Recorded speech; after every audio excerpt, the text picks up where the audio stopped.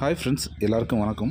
நாங்கள் last week Ramanathapuram டிஸ்ட்ரிக்டில் trip போயிருந்தோம். அப்போ ஒவ்வொரு பிளேஸாக நாங்கள் விசிட் பண்ணிட்டு வரும்போது கூசடி தீவு அப்படிங்கிற ஒரு தீவுக்கு நாங்கள் போயிருந்தோம்.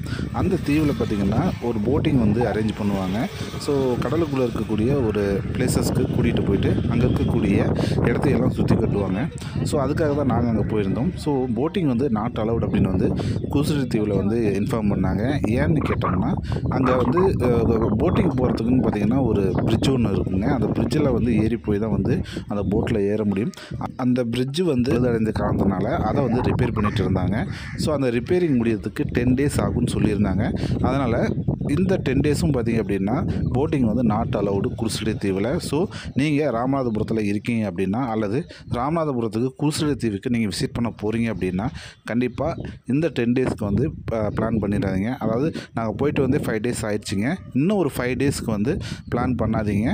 ஒருவேளை குருசடி தீவில் போட்டிங் ஓப்பன் பண்ணிட்டாங்க அப்படின்னா கண்டிப்பாக கமெண்ட் பண்ணுங்கள். அது நம்மளுடைய சப்ஸ்கிரைபர் நிறைய பேத்துக்கு ரொம்ப ரொம்ப யூஸ்ஃபுல்லாக இருக்கும். மறக்காமல் நம்ம கொஞ்சம் ஒரு நிறைய சோறு சேனலை சப்ஸ்கிரைப் பண்ணி சப்போர்ட் பண்ணுங்கள். Thank you friends.